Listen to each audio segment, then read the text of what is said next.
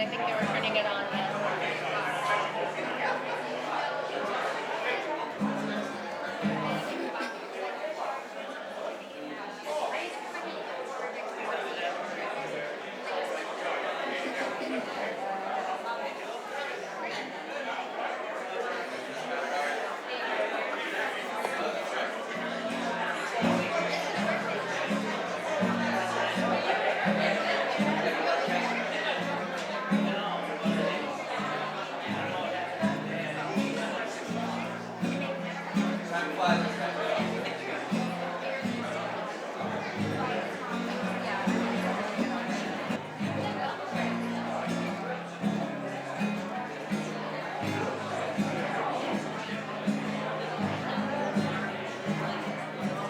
What do you say? They said okay. And then I think they were turning it on then.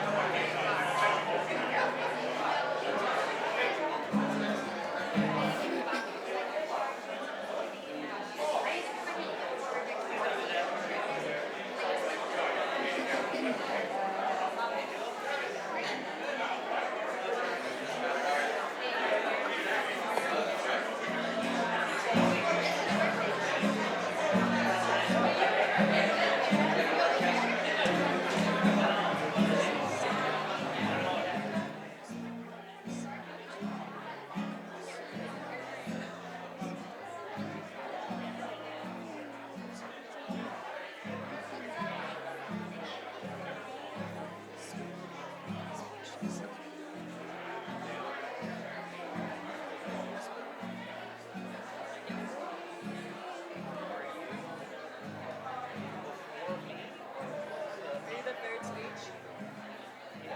Before? Yeah, right before you. And then I'm at the end as well. Okay. Yeah.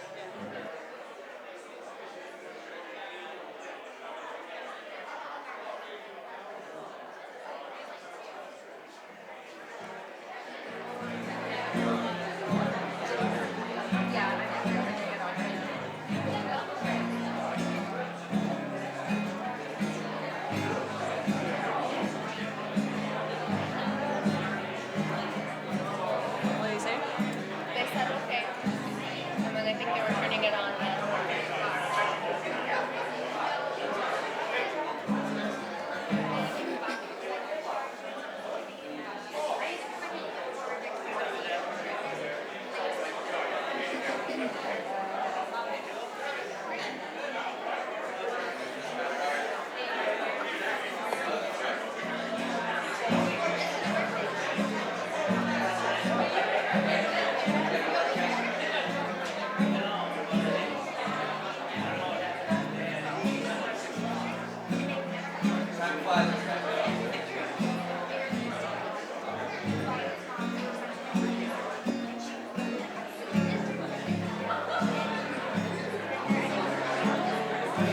They just say it's really loud out here, so it's hard. But apparently it's playing. Why don't you walk around and see if you can hear it?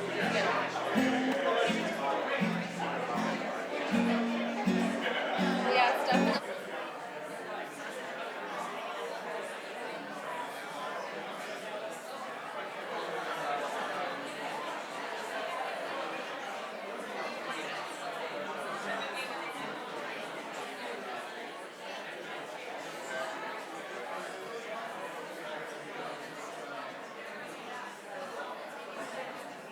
Good morning, ladies and gentlemen. Please take a seat.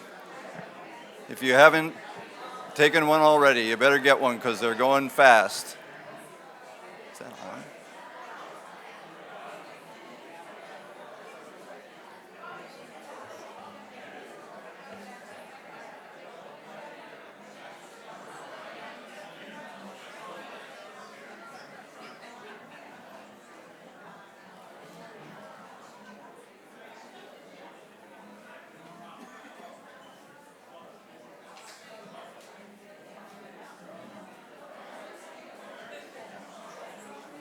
Good morning, everyone.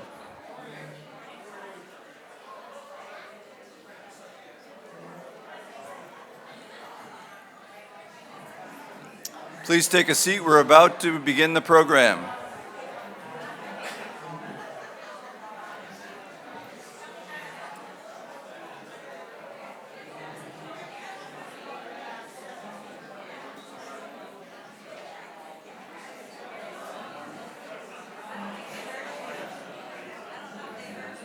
Yeah. Ladies and gentlemen in the back, please take a seat. We are about to begin the program. Thank you.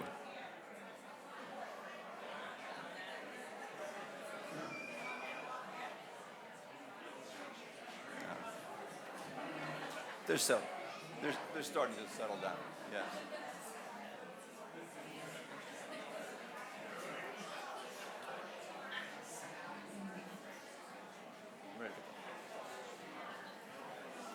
Good morning, everyone. Thank you for coming this morning. On behalf of Kim Kane, as well as John's brothers and sisters, thank you for joining John's family as we celebrate and remember his extraordinary life. And to those watching online, good morning, good afternoon, or good evening. It depends on where you are in the world. As most of you know, John had many friends and colleagues literally all over the world.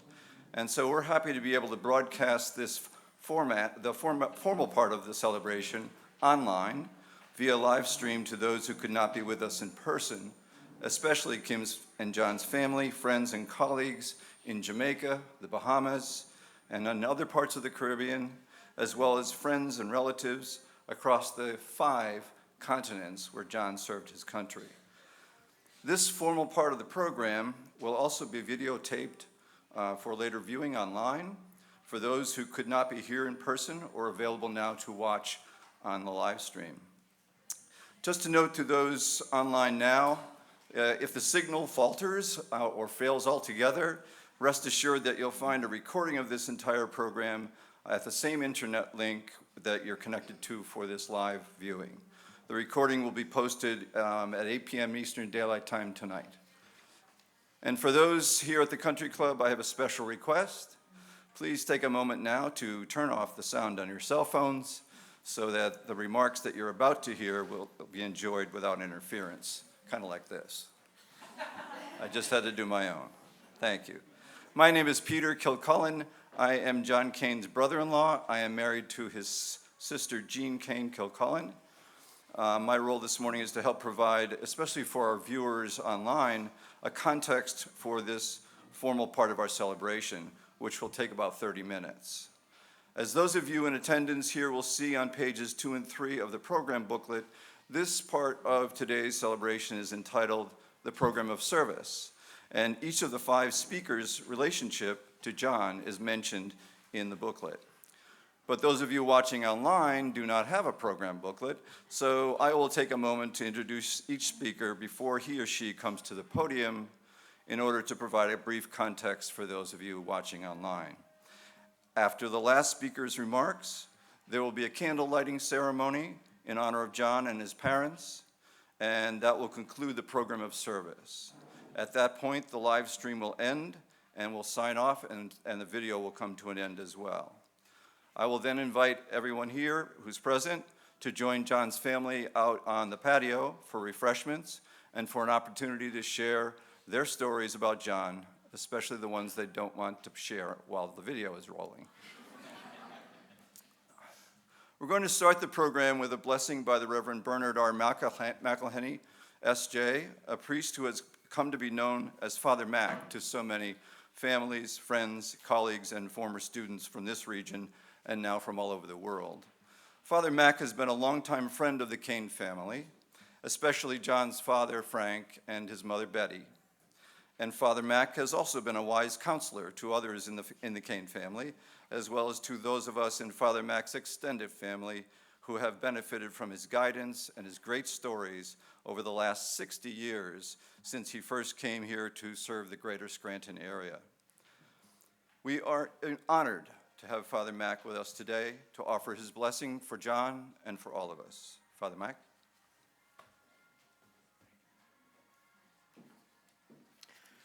Well, good morning, everyone. Gracious Lord our God, the sudden death of John Kane recalls our human condition and the meaning of our own lives here on the face of this earth. For those who believe in your love death is not the end, nor does it destroy the bonds that you forge in our lives. As children of God, we share the faith and the hope of your Son's disciples. And especially today, in this time of testing and pain, please give each one of us the strength and a sense of real peace. As we take the time to recall, to reminisce, to remember one John Kane, and yes, to be sure, to lean on each other and to share many a good laugh. And we ask all this in the name of the Father, and the Son, and of the Holy Spirit. Amen. God bless you.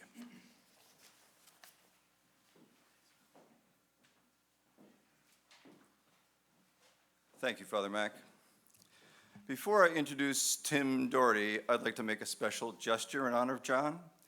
As many of you know, John hated wearing neckties. But professionally, he was an enforcer of the law. But personally, he liked to break some rules from time to time, particularly any requirement calling for the wearing of a necktie. Father Mac, I'm not sure if John's 4 years of jacket and tie at prep had anything to do with this little act of defiance against formality, but in any case, this one's for you, John.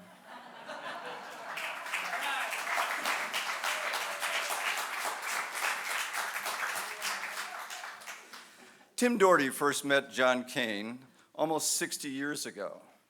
When Tim comes up to the microphone here in a moment to speak, you'll probably wonder how he managed to be around in 1962, because he simply doesn't look old enough. I think Tim might have a picture in his attic that he hasn't told us about. That was a Oscar Wilde reference for those of you who don't know. As for that first meeting with John, Tim will tell you all about it, and all about a lifelong friendship that brought out the best in both John Kane and Tim Doherty. Tim?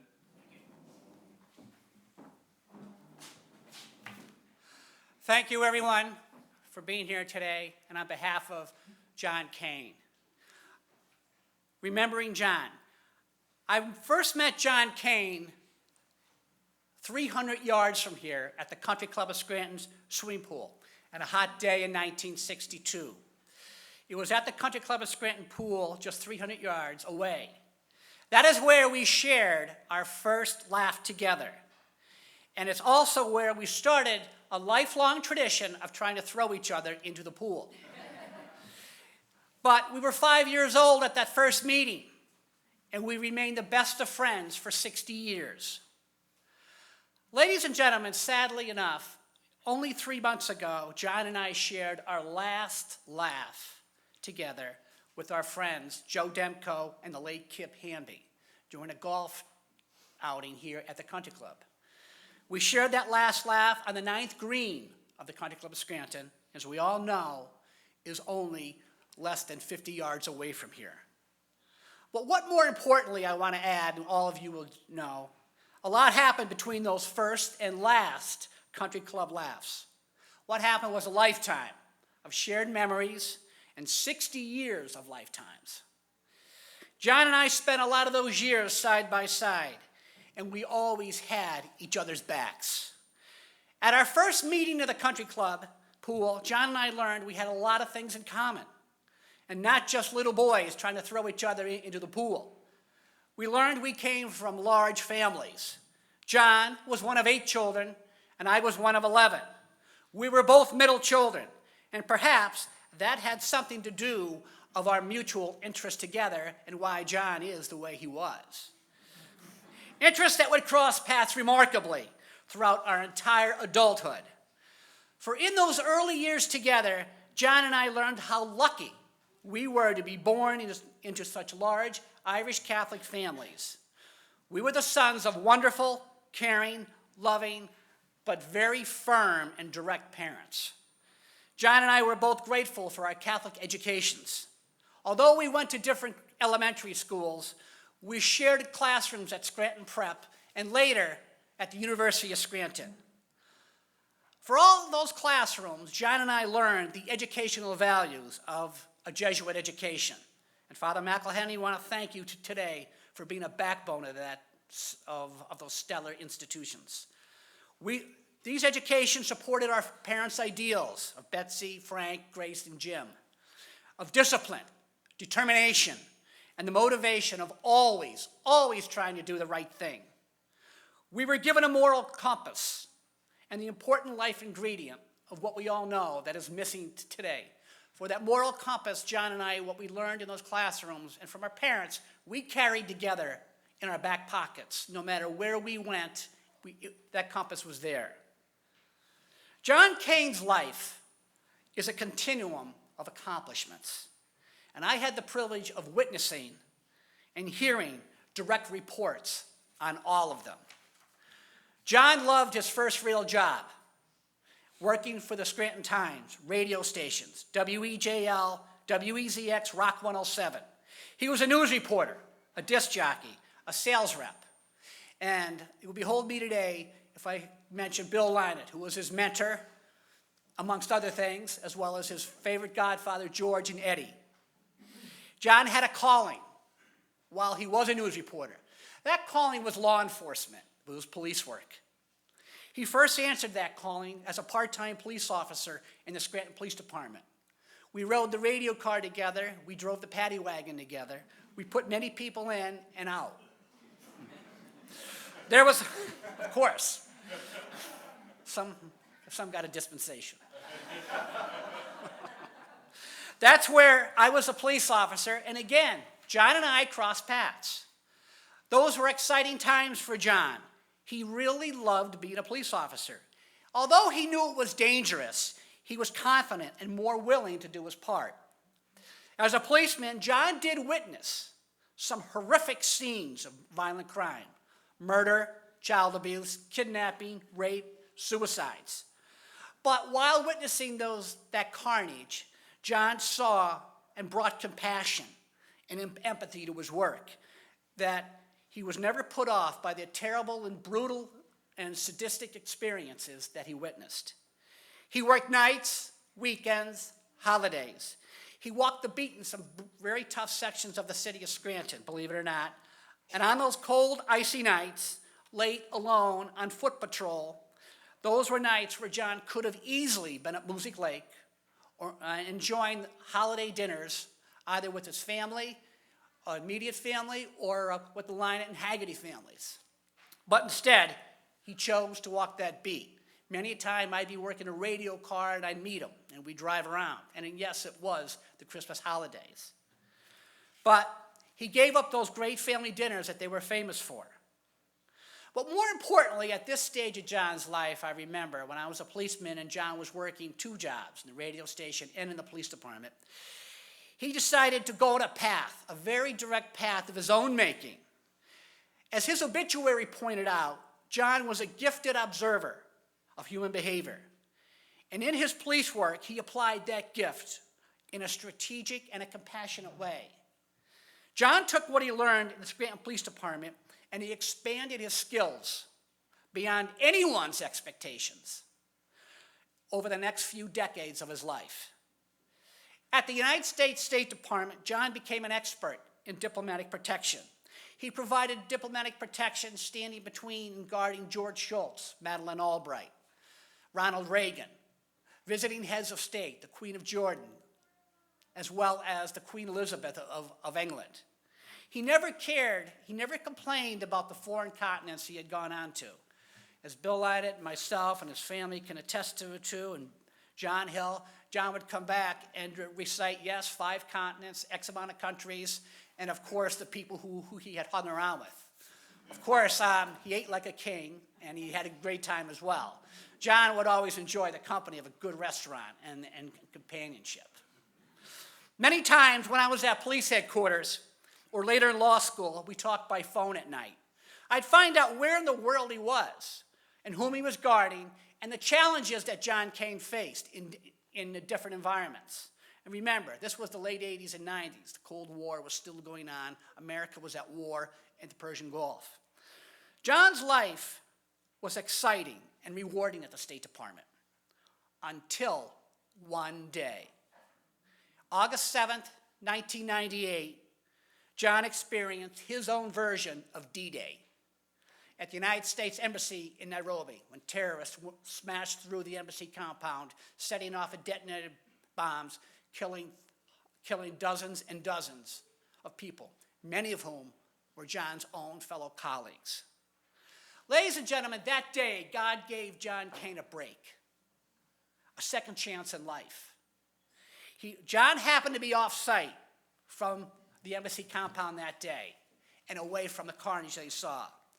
But despite this incredible break, as he did his entire life, John stepped right back into the breach and gave everything he had. He recovered maimed, blood-spattered bodies of friends, colleagues, by the dozens. And for 5 days, John Kane stood at that compound, surrounded by Marine guards and surrounded by his friends. And I remember talking to him and how bad it was, and he protected them.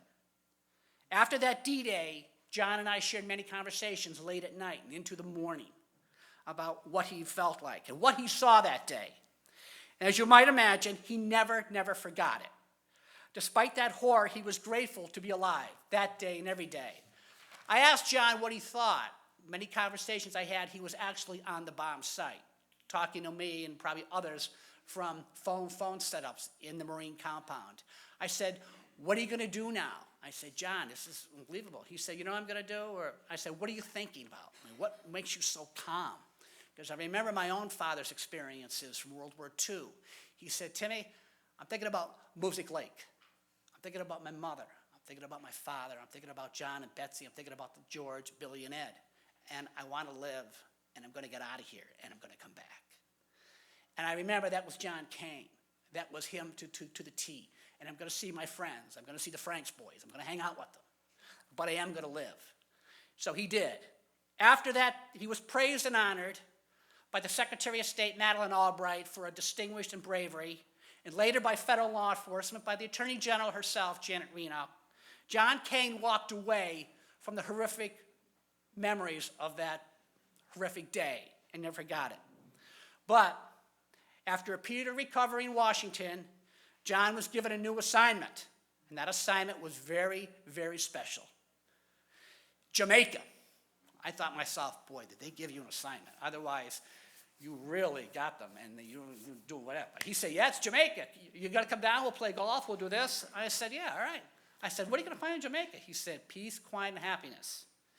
By allowing him to go to Jamaica, God gave John truly a second chance in his life. Because it was at Jamaica that John Kane met Dr. Kim Canton, his future wife, whose intelligence, compassion, and beauty made him happy as I have ever known him in 60 years. Well, of course, you can ask any of us. Kim, after he had first seen you so many times, he was persistent in asking you out, and of course you were a great person and said absolutely yes. Bill and I always wondered that. But it was good. Because one of the things he did say after the carnage, he said, "I really want to eventually settle down and get married." I said, "Well, John, you have a whole lifetime now. Go ahead." So, my friend John Kane was a fine man, ladies and gentlemen, who lived a life forged by his own choosing. He led by his unique gifts, ladies and gentlemen. He led by his courage, his dedication to justice, his endless curiosity, and his charm. His love of laughter, his love for his family, his friends, his country, and above all, his wife, Kim. I live and I believe that the signature of any man's life is written in the character of his friends and his associates. I am proud to stand here and tell you that it has been a great honor to be among the friends of John Kane, and to be the one who can say, John Kane was my friend for life. So whatever we knew him as John or anyone else, You would never forget that infamous smile that always was penetrating and you knew was genuine. John, goodbye. Goodbye, my friend John. Remembering you always in my heart, in my soul, and for the remainder of my life, I'll carry your friendship with me. Ladies and gentlemen, thank you. It's been my honor to talk to you. It's my honor to address the family. Thanks.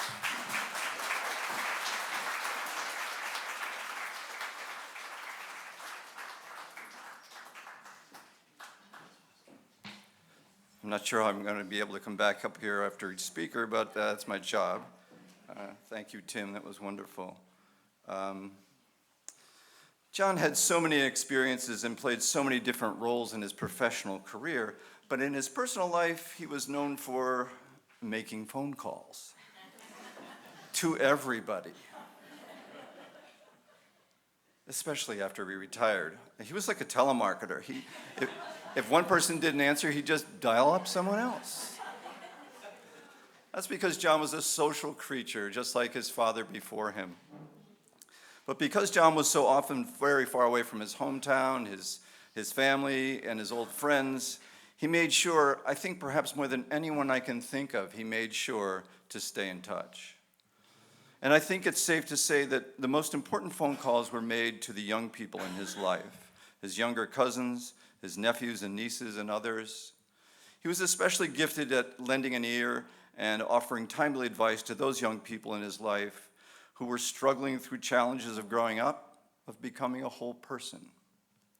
John was considered a mentor by at least one of those young people, and it's likely he was a mentor to a host of others as well. We're going to hear now from that young man who considered John not only a mentor, but a friend. Here's John's cousin, George Lanett, Jr.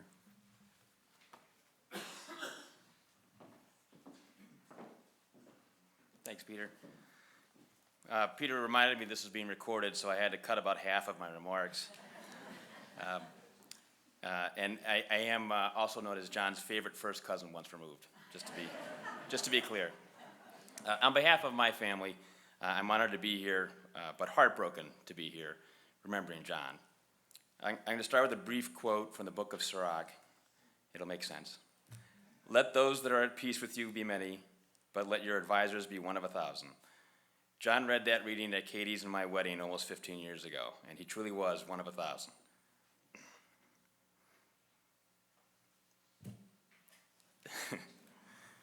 Sorry, I have my dad's Irish tear ducts, and he once said they're attached to my kidneys.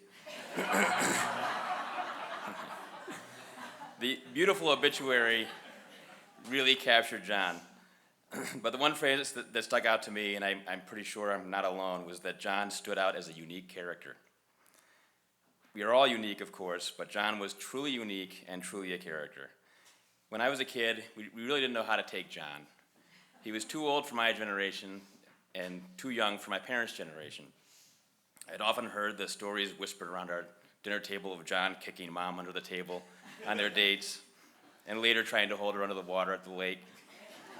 Another attempt to eliminate the competition for my dad's attention. Then there were those arm twists and Vulcan neck pinches that I and my cousins and siblings recall, where John would use when he thought we were being too rowdy, and we'd think, why is this guy in charge of discipline? But John was always a presence at the lake house, at my parents' house around the holidays. As I grew older and the neck pinches became fewer, I admired John more and more. I think it helped when I had just turned 21 and John snuck me into my first Pennsylvania Society dinner in New York. My dad said I was too young. John's response to me was baloney, although he didn't say that, but Peter told me it was being recorded. Your dad took me when I was 21 and I'm taking you. Years of borrowing planters, pianos, light fixtures, and grandfather clocks from the lobby and halls of the Waldorf ensued. 3 things were certain in life for John. Lunch is as valuable as dinner, as long as John's buying lunch. Travel is wonderful, particularly if paid for by the government or by Cousin Bill or Cousin George. And there is no greater gift in life than free dental.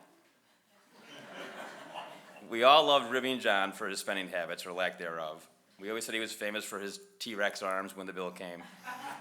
But he'd always be quick to remind you, what, I bought lunch. John once bought an add a pearl necklace for his goddaughter, my sister Sharon, and then decided very quickly that it was just a pearl necklace. Maybe you could add a pearl in a decade or two. Like his father before him, John would often pay in cash and insist on a discount, which usually didn't work out for him. He did use a check at least once, which he made the mistake of giving to me to reimburse my father for his share of a room at the Pennsylvania dinner. So instead of cashing it, which honestly I thought probably wasn't an option anyway, I framed it and gave it to my dad, which drove John crazy. So of course it sat for years near their fireplace in the living room. So every time John came over, he could admire it and say, "Give me that." But time spent with John was, without fail, fun. From those Pennsylvania dinners to seeing him nap through the Friendly Sun speeches, to watching John realize at Mardi Gras that you couldn't just buy the 99-cent bulk bag of red plastic beads if you wanted to be noticed by the ladies. That did happen, which he immediately got rid of and bought nicer beads. He would travel almost anywhere to join in for a good time. Just don't put him in charge of reservations, or you'll end up with 3 guys in a $49 room at the Treasure Island Hotel in Las Vegas. Try spending 3 nights with John and my brother Jimma after a few passes at the all-you-can-eat buffet at Treasure Island. Somehow we survived, but I don't think the housekeeping staff did. Also, don't put John in charge of cover charges, because then the badge came out. Like it did for his bachelor party in Jamaica that many of you were at, when he badged about 30 or 40 of us into Margaritaville, angering everybody within 100 yards, refusing to pay any cover for anyone, and then announcing to the bouncers that he was also bringing his firearm in, and they couldn't stop him. John was fun and funny without even trying. But John was also good without trying, because when you really needed John, he was there. Whether it was spending my last night in Homeport on the Benfold before my first deployment,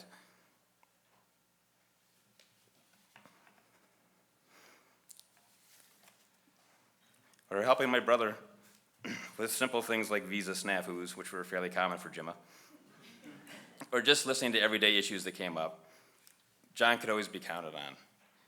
He loved to talk, as you've heard, as Peter said, as Timmy said. Although when the phone call came, you had to set aside any plans for the near-term future. Because he did want to know everything that was going on with everyone, so you needed at least an hour, maybe 2. But he was a great listener. He was staunchly loyal, and if you had a problem, John would make it his problem too. If he could help you fix it, he would.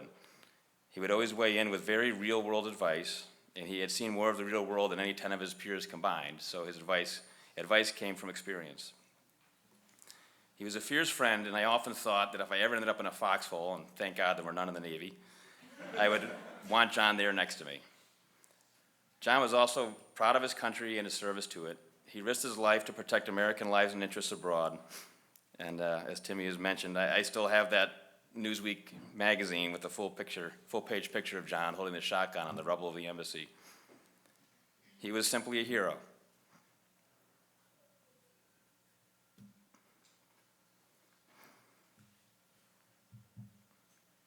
And thank God he found Kim. I had never heard John talk about anyone, excuse me, the way he did about Kim when they were dating. And at first, like everyone, I thought she didn't really exist. Then when I realized that she did exist, like everyone, I thought it was an angle to get free dental. For some of us, we first met Kim at my brother Jimma and Zoe's wedding in Australia in 2002. And we quickly realized that not only was she real and obviously out of his league, but that John had found the love of his life and true happiness. In the end, John V. Kane led a powerful, exciting, loving, well-traveled, and yes, unique life. I'll always be proud to have called John a mentor, advisor, and friend. But most importantly, and what I believe we'll miss most, is that John was a great and loving husband, a great cousin, a great friend, a great sibling, a great uncle, an okay godfather, and just a great guy. And the world is certainly going to be less enjoyable without him. May God bless John, Kim, and all of us gathered here to remember him and honor him today. Thank you.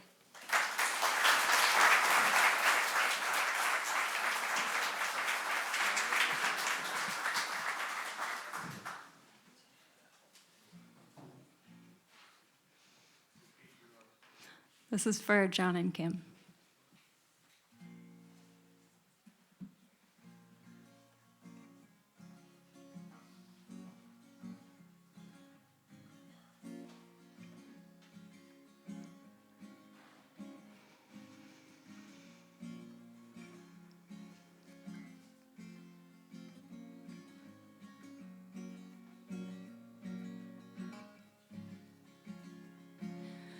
Love of mine, someday you will die, but I'll be close behind.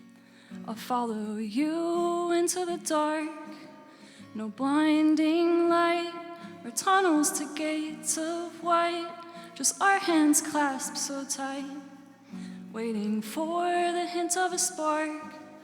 If heaven and hell decide that they both are satisfied, illuminate the notes on their vacancy signs. If there's no one beside you when your soul embarks, then I'll follow you into the dark. In Catholic school, as vicious as Roman rule, I got my knuckles bruised by a lady in black. And I held my tongue as she told me, son, fear is the heart of love. So I never went back. If heaven and hell decide that they both are satisfied, illuminate the notes on their vacancy signs. If there's no one beside you when your soul embarks, then I'll follow you into the dark.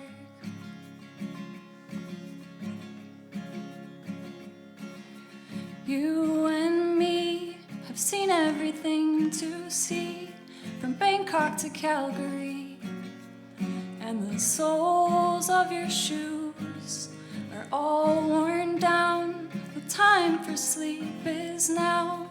It's nothing to cry about, 'cause we'll hold each other soon. If heaven and hell decide that they both are satisfied, illuminate the notes on their vacancy signs. If there's no one beside you when your soul embarks, then I'll follow you into the dark. I'll follow you into the dark.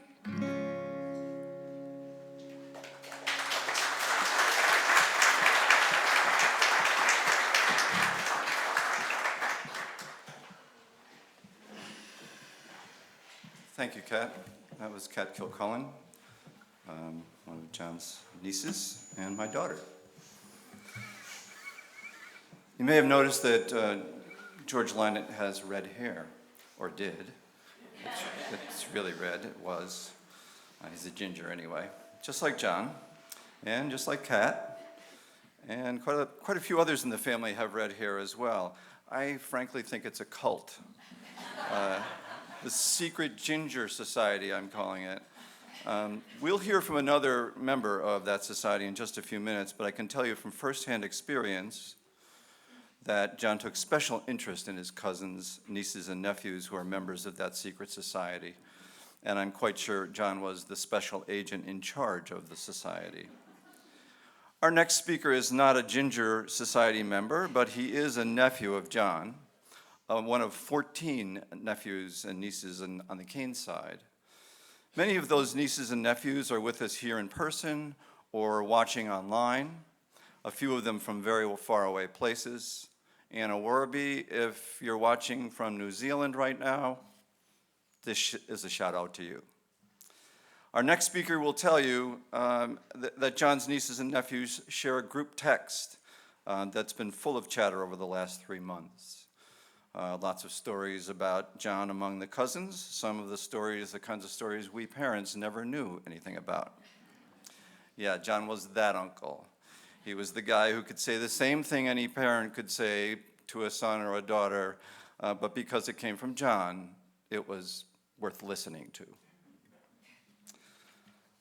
Our next speaker is Connor Kilcullen, and Connor will tell us not only what it was like to be John's nephew, but he'll also tell us how the cousins felt about John, all of whom were beneficiaries of his unconditional love and affection.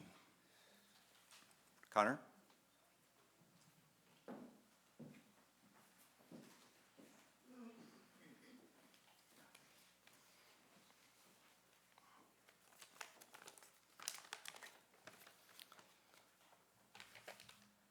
Within days of John's passing in April, I received a group text message from my sisters and a few of my cousins asking me to join them in a WhatsApp group message.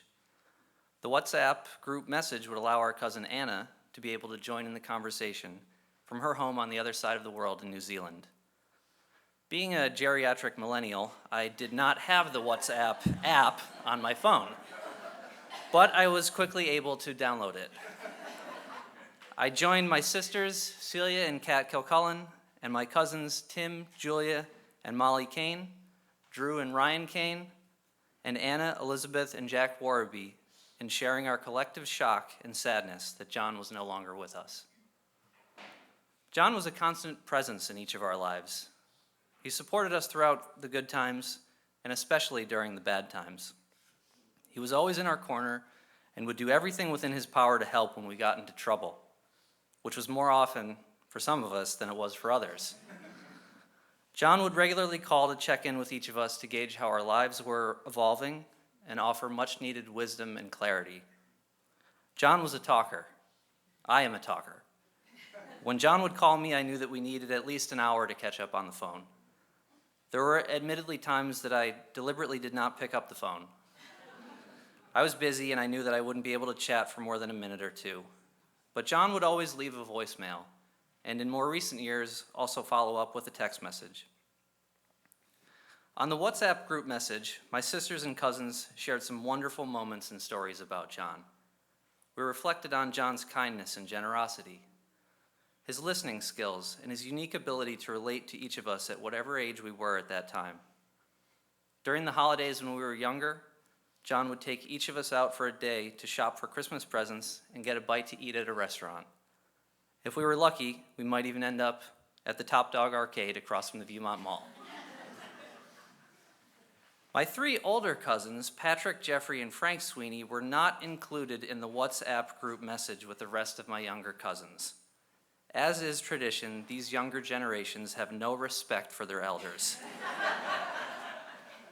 Fortunately, I had the opportunity to speak to Pat, Jeff, and Frank a few weeks ago at Jeff and Kate's wedding, as I wanted to make sure their voices were heard in my remarks today as well. Unsurprisingly, all three Sweeney brothers echoed the exact same sentiments as all of my younger cousins. John frequently checked in with them via phone calls and wanted to make sure they were doing well just like the rest of us.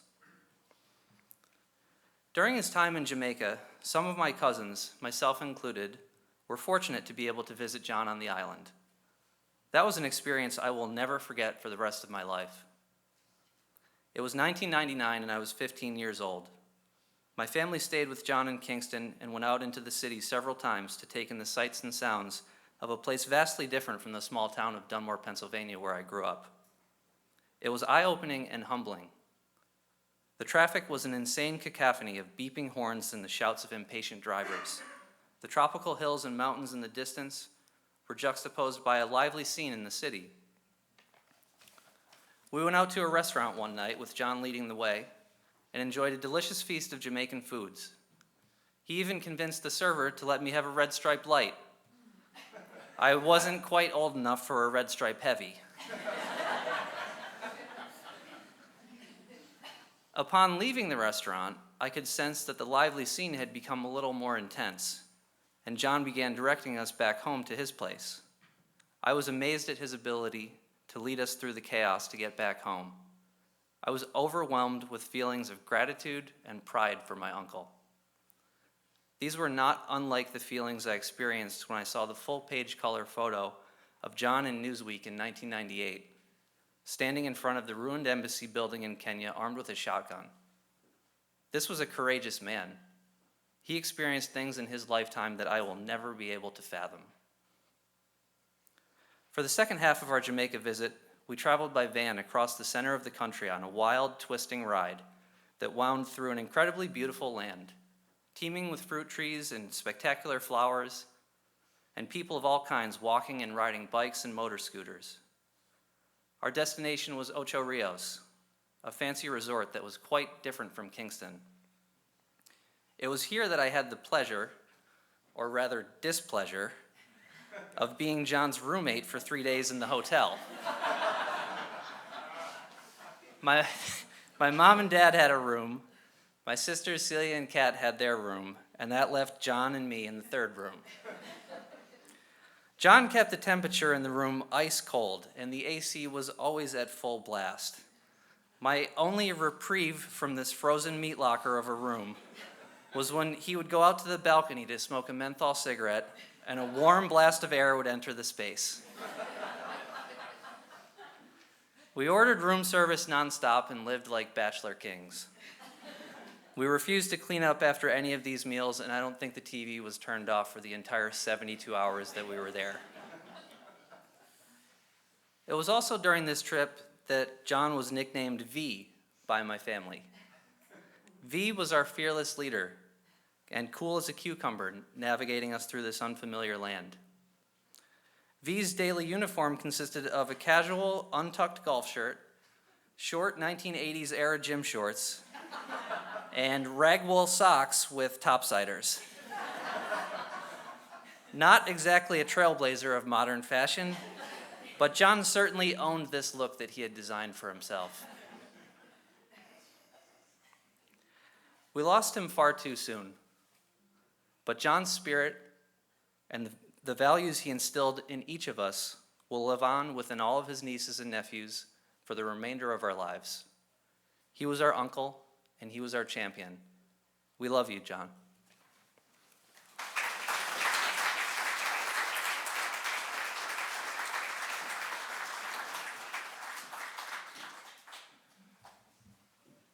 Truly, this is not getting easier coming back up here every time. I don't know about you guys, but I need a sip.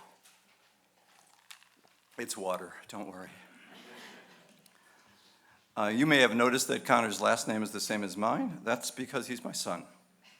Thanks, Connor, for sharing your thoughts and your Uncle John, about your Uncle John, and for representing so well your many cousins. Our next and final speaker is a member of the cult, the Secret Ginger Society. Celia Kane is also the youngest sibling in the Kane family of 8 children. So she had the fortunate benefit of witnessing the various paths her older sisters and brothers had followed before she carved her own way. Sort of like the last soldier in a minesweeping crew. Well, I once read an article by a journalist who had good advice about eulogies. He said that if someone asks you to give a eulogy and you really don't want to, but you feel like you should because they asked you, don't. The journalist advised that the person you most want to give a eulogy is the one who most wants to give it. So when Kim asked Celia Kane to give the eulogy for her brother, Celia was thrilled. She had hoped that she would be asked because Celia most wanted to do it. Once you hear what Celia has to say, I think you will agree with that journalist's advice. Celia?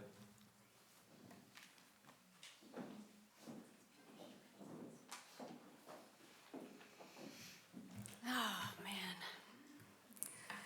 Family, friends, and loved ones, it's an honor and a privilege to pay tribute to John, my brother John, today.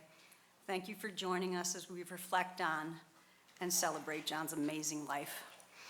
Whether you knew John as a husband or a son-in-law, or a brother or an uncle, a brother-in-law, cousin, friend, or colleague, I think we can all agree that John was a complex man with a warm smile. Each of us is familiar with John's smile, a knowing smirk, often followed by quiet laughter and the always present glint of mischief in his shining blue eyes. That smile was John's go-to, even as the experiences in his life were often challenging and at times heartbreaking. For so many years, John traveled the world for his work, too busy with the seriousness of his job to settle down. Yet upon meeting you, Kim, he knew he was home. We used to scratch our heads and wonder how John got so lucky to marry you. I now know that you saw in him what many of us overlooked. John was a man of dichotomies, that smirk giving him away when people paid attention. You paid attention. His work took him to dangerous and unique places, and yet he remained at heart a curious little boy. Once he was able to shed the responsibilities of his years as a special agent, with you at his side, he was able to create a life of love that allowed him to relax at last. He enjoyed simple pleasures in this home life, baking bread and then transforming it into burnt toast. Right? Everybody knows John loved burnt toast. Watching British soap operas and openly disputing the need to ever wear a suit again. He fancied some particular comforts, those wool socks that Connor talked about, a cozy warm house, he liked warmth after his meat locker, flying first class, you know he did love to tease you about your 2 well-packed bags, Kim, and of course, many orders of room service. I want to thank you, Kim, for recognizing the little boy inside that strong-willed and determined man and loving him. He was truly devoted to you. Those of us who saw the name John Kane on caller ID knew what that meant. A long conversation. A conversation that was always interesting, often full of insight, with a depth and a sense of effortlessness that made the dialogue so gratifying. Our conversations, like so many of yours, I'm sure, swerved down the path of social justice, politics, and the state of our country and the world. John's experiences gave him a unique insight. I relished those thought-provoking calls. Over the course of many conversations, I learned about my brother's depth and the complex nature of his being. He was truly a world citizen, protecting dignitaries and tracking down criminals, but remained a small-town man. His work, which could have led him to become jaded, instead led him to see the world more gently than most. Rather than becoming bitter at inequities and injustice, he chose to see things from a kinder perspective and act as a defender of the underdog and a protector of truth. There have been so many times since April 30th that I've wanted to pick up that phone and have one of those long, meaningful discussions. I miss his voice and I miss his sound advice. John gave sound advice to many of us, but the relationships he cultivated with his nieces and nephews were truly generous and endearing. He chose to be an exceptional uncle. Without judgment, he listened and offered wisdom, often disguised as sound advice. I think all will agree that if ever there was trouble and only one call was allowed, it was to John Kane, every time. The yin and yang of John both comforts and astonishes me. He was generous, but often frugal. He was well-traveled and global, but stayed humble and local. He lived away, but stayed connected. He worked in a sophisticated and perhaps cynical career, but remained encouraged. I miss him and his complexity. The grief of his death is heavy. Losing a sibling is much like a single piece of a large puzzle that's gone missing. Once whole family will never again be complete without John. Families and friendships are delicate and require nurturing. John, the authentic trailblazer and perceived tough guy of the bunch, worked hard to nurture our connections. I would ask that those of us here make it our business to stay connected, no matter time or distance. John gave us a roadmap to follow. And now, John is back on the road again, and I hope wherever he is traveling, it is every bit as amazing and as complex as his life was here with us.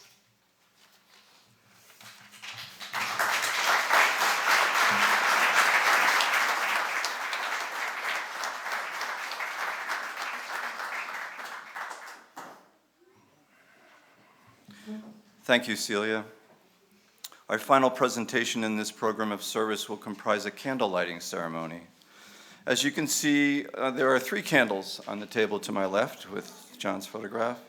The one in the middle is for John, and those on either side of the candle are for his parents, Frank and Betty.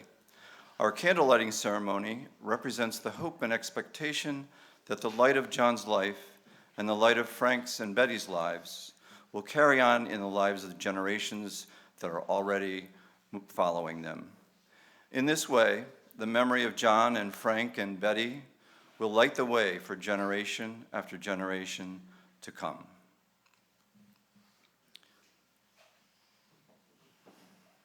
Three members of those next generations will perform the honor of lighting the candles. John's nephew, Tim Kane, will light the candle for his uncle John, and then John's nephew, Drew Kane, will light a candle for his grandfather, Frank. And finally, John's grandniece, Reagan Sweeney, will light a candle for her great-grandmother, Betty.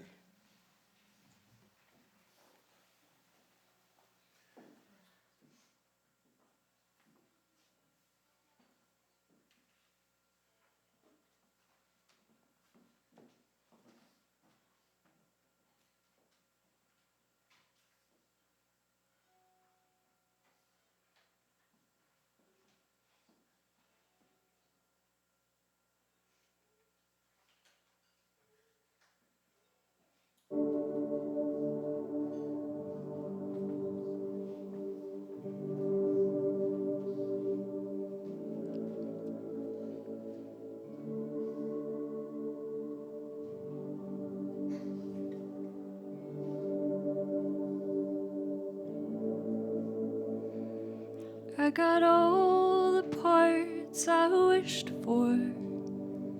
I've got everything I need. Sometimes I'm above water, but mostly I'm at sea. Oh, slack-jawed me, can't you see? There's so many rhythms and harmonies, and I'm walking the dog back. It's not like I got hurt or broken or ruined on the way. It's an ache and it shines through me, a swallow in a cage. Oh, slack-jawed me, can't you see?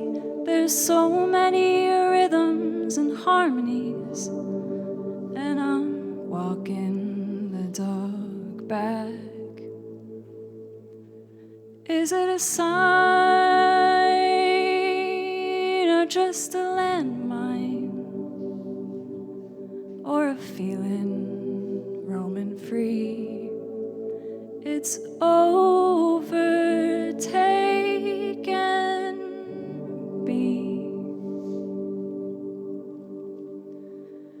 Gonna hold it till it dries up, or pocket it for another day. If it's me I cannot give up, I'd rather that you stayed. Oh, slack-jawed me, can't you see? There's so many rhythms and harmonies, and I'm walking the dog back. I got all the parts I wished for. I've got everything I need. Sometimes I'm above water, but mostly I'm at sea. Oh, slack-jawed me, can't you see? There's so many rhythms and harmonies, and I'm walking the dog back.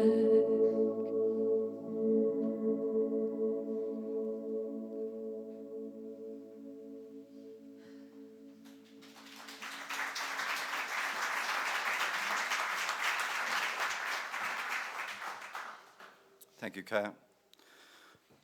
Thank you, Tim. Thank you, Reagan. And thank you, Drew. And a special thanks to our musician and my daughter, Kat Kilcullen. The music Kat performed this morning was dedicated to her Uncle John, of course. This is the conclusion of the formal part of our program. On behalf of Kim Kane and the Kane and Canton families, thanks to all who took the time this morning to view the celebration online. In our online course, if our online viewers would like to leave their comments or their condolences and their stories about John, please visit www.vanstonandjames.com. That's VANSTONANDJAMES.com, vanstonandjames.com. Later this evening, we'll post the link to the video of this service on the Vincent and James website under the John Kane obituary. As we sign off from the live stream, I'd like to offer a special thanks to our speakers, Father Mack, Tim Doherty, George Lanett Jr., Connor Kilcullen, and our eulogist, Celia Kane. I'd also like to thank the Country Club of Scranton, Endeavor Audio and Light of Scranton, PDQ Times Print Center, Vincent and James Funeral Home, Cat and Florist of Scranton, and Scranton Rental. So I just gave the nod, and I think that means the sign-off. We're off the air, and the recording has stopped, and I can stop being a television announcer.